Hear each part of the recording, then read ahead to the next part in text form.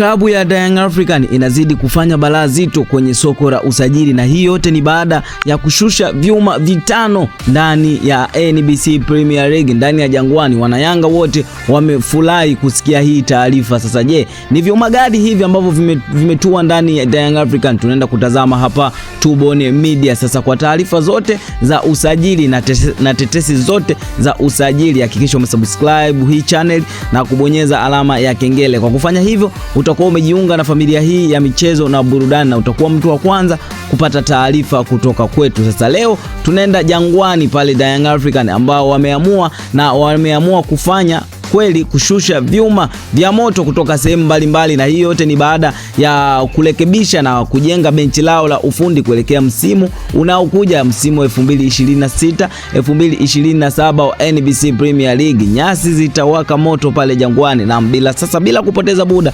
tunaanza na mchezaji wa kwanza ambaye ni Emmanuel Flomo kutoka Al Hilal ya Saudi. Huyu ni winga ambaye amesajiliwa kutoka kule Al Hilal ya Saudi, lakini pia amekuwa ni mvuto mkubwa baada ya kufunga magoli 12 na kutoa tuzo ya MVP wa ligi ya Rwanda, na isitoshe ameshika nafasi ya 4 ya ufungaji kwenye ligi ya Rwanda. Hivyo basi Young African wameona wapite naye, atawafaa katika matumizi yake. Lakini mwingine ni Jean-Claude Gili Mugisha kutoka Al Hilal. Tunafahamu uwezo wa kiungo mshambuliaji huyu, na Young African wameanza kupiga hodi tangia muda mrefu kwa Jean-Claude Gili Mugisha, lakini kutokana na mambo ya kwenda sawa, lakini hatua hii rais wa Young African ameingilia kati na almost deal done. Jean-Claude Gili Mugisha tumuone katika viunga vya Young African. Lakini mwingine ni Adolf Mtasingwa kutoka Azam FC, kiungo mkabaji huyu ambaye Young African wamekuwa wakimtolea macho kwa muda mrefu sana, lakini